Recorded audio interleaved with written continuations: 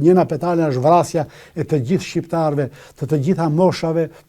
dhe dy gjinive. Gabimin që është bë të dhunshëm të një pjesë, domethënë se një pjesë ta ka vrarë, një pjesë ta ka përdhunuar seksualisht, këtë logo të gjenocidit që e ka dizajnuar me përkushtim adhetar të jashtëzakonshëm Adnan Aslani, veprimtari çështjes kombëtare, i njëjti Adnan që ka dizajnuar edhe logon e ushtrisë shqiptare të Kosovës, paraqet 4 petale të 4 akseve kriminale, të 4 formave të gjenocidit që janë zbatuar në Kosovë. Vrasja, njëna petale është vrasja e të gjithë shqiptarëve, të gjitha moshave dhe dy gjinive. E kemi petalen tjetër, dhuna seksuale ndaj burrave dhe grave që është ushtru për ta shkatru integritetin psikik dhe fizik të qenjes shqiptare, të njeriu shqiptar si të tillë. Kemi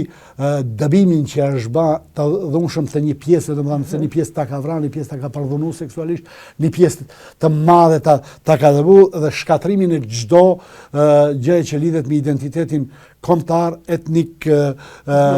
kulturor, historik dhe fetar të shqiptarëve. Brenda këtyre këto të zezat nuk janë kokrizat e lulekuqes, janë figurinat e burrave dhe grave, të vajzave dhe djemve që janë viktima të gjenocidit që ka kryer Serbia në Kosovë. Dhe kush e haron këtë, është vërtet një fatkeqësi e turp i qoftë, sepse duke e harruar ne lam rrugët e hapura që të na përsëriten. Ne jemi duke bërë përpjekje që të mos lehet